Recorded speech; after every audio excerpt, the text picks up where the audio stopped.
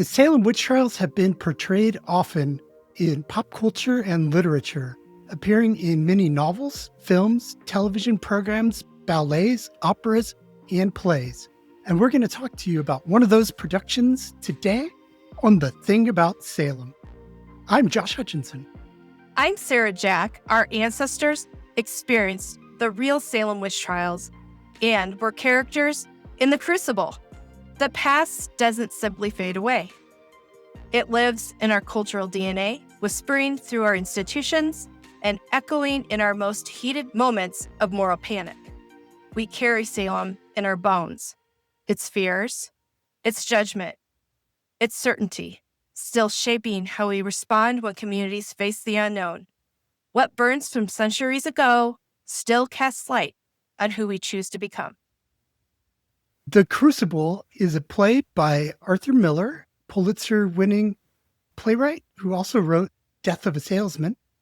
And The Crucible first appeared in theater on January 10th, 1953. So 72 years ago, and it's still being performed worldwide everywhere. The Crucible is a dramatized and fictionalized story of the Salem witch trials that took place in the Massachusetts Bay Colony in 1692 and 1693. And Arthur Miller got a lot of information on the Salem witch trials from Marion Starkey's 1949 book, The Devil in Massachusetts. To fully grasp the purpose of the Crucible and the arc of the story, you have to be familiar with the McCarthy trials. You have to have a grasp of that history to really see the allegorical meaning. Like witch trials, the McCarthy trials are made up of individuals, and their stories of accusations and injustice are unique. The Salem witch trials and all of this Red Scare stuff that was going on in the late 40s and early 50s, they're both based on the fear of an existential threat to the country itself. In the Salem witch trials, it was a fear that Massachusetts Bay Colony and the Puritan experiment in New England would be defeated by the devil. And with the McCarthy hearings and Red Scare, it was that the United States was going to be defeated by its new rival on the world stage, the USSR, Soviet Union, and communism.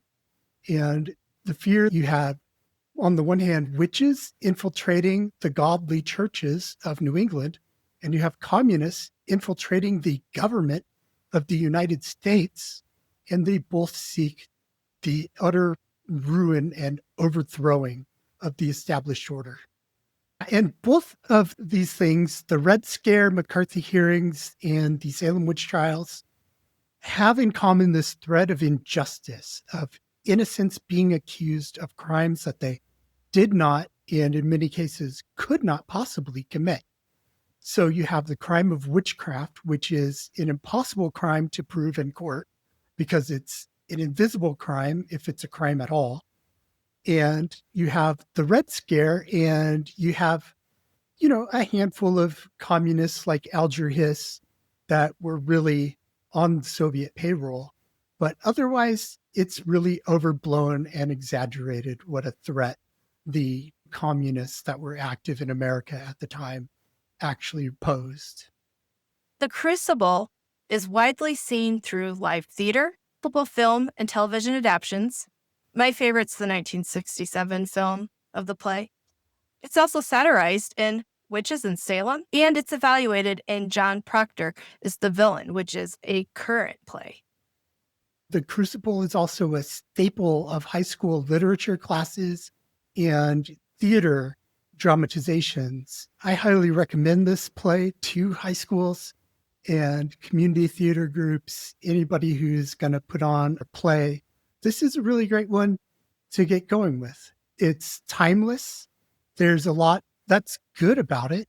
We sometimes hear historians talk about the inaccuracies in it, but I want to talk first about the accuracies in it. Now, Governor Danforth didn't really lead the trials. He got involved at a much later point and wasn't the leader. That was Chief Justice William Stoughton. But Danforth's attitude in the Crucible really matches Stoughton and the other judges' attitudes in the Salem witch trials. In the Crucible, Danforth says, the devil will not rule over 1 single inch of Massachusetts. And that's really talking about this fear that the devil was going to take over the colony, that they had to do anything that they could to protect the colony. For the sake of a good dramatization, there's changes in the play, but the overall sentiment, the emotions, the feelings that people got when they were accused and when they were being prosecuted, the courtroom that was so crowded and packed full of onlookers, the antics of the afflicted girls. And the reasons for the accusations, there are matches there. Not all of them. Not the main accusation against John Proctor. That isn't. But illness, the death of babies, and questioning the piety and the faithfulness of church members. That matches. That matches the arguments with neighbors over animals getting into your kitchen garden and eating your food. Those were big things. A huge misconception that has flooded our perceptions from the Crucible is that the confessions of guilt spared lives. In reality, that isn't true. No, actually, we know for a fact that people who confessed were eventually condemned and were set to be executed on about February 1st, 1693. So confessing might have prolonged your life by a few months because you were needed to testify against others. And that's where Arthur Miller takes this thread of naming names. It's in the Red Scare McCarthy hearings to save yourself from government prosecution. You name names, you cooperate with the government. And in the Salem witch trials, there's this misconception, as you mentioned, that people could save their lives by naming other people as witches. And that just isn't true. The world is still fascinated with the Crucible because it opens with witchcraft in the film. And in the play, it opens with Betty Paris in bed and people praying over her.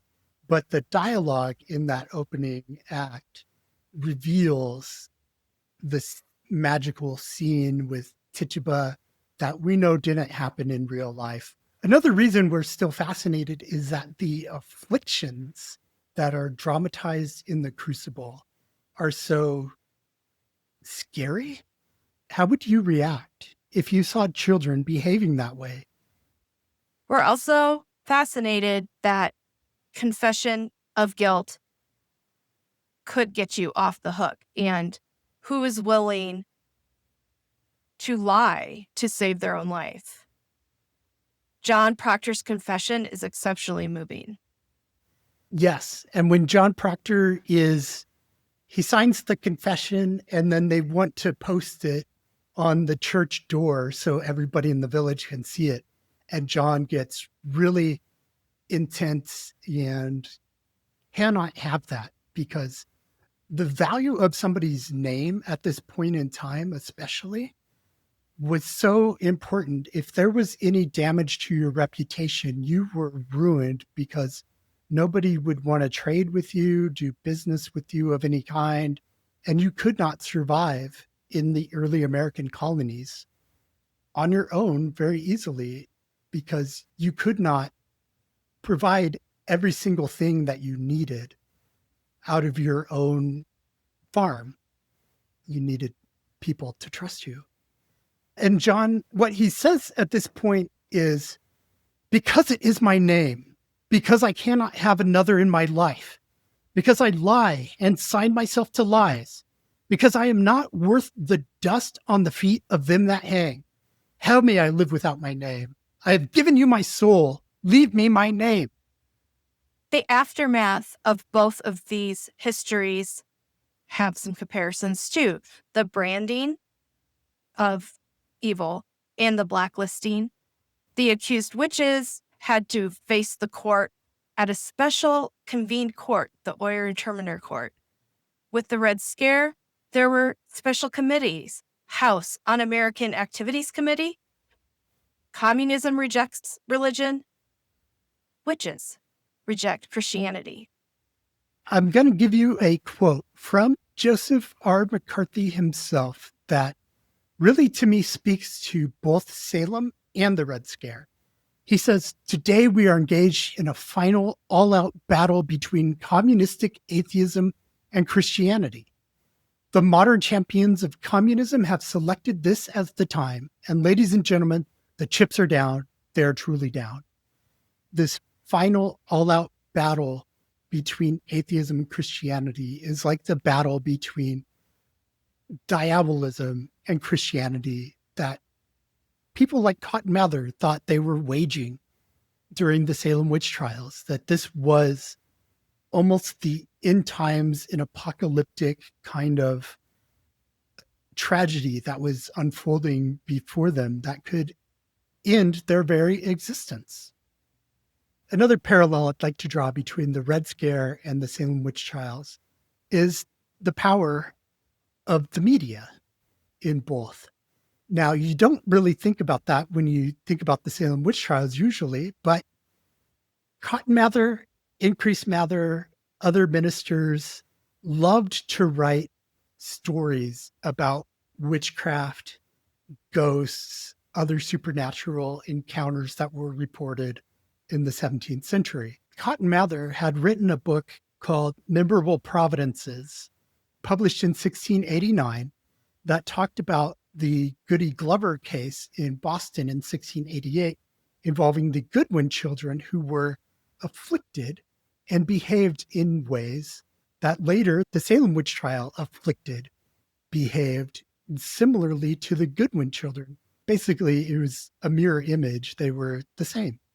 And that was spread through the media, and then people reading this at their homes, edifying their children that you have to know what witchcraft looks like so you can combat it with the community.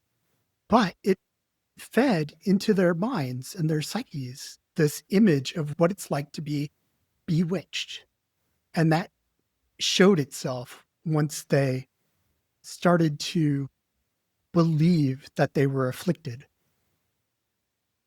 And then with the McCarthy scare, you had anti-communist media just repeating what McCarthy and the others were saying. So it can fan the flames, or it can also suppress panics. Josh, like you said, in both instances, there were people fanning the flames, but also speaking out about the injustice. During the McCarthy hearings, one of the press that was speaking out and sticking their neck out, although there were lots of others too, is Ed Murrow. And right now, a version of that story is on Broadway. There was a movie, First, Good Night and Good Luck. And right now it's on Broadway.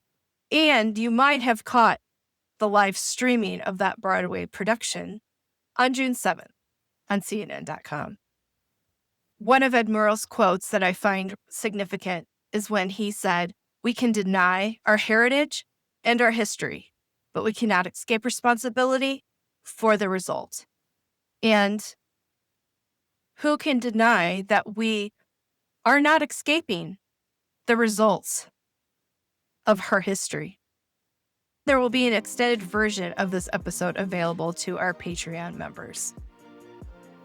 Thank you for considering these comparisons with us today. Good night. And good luck.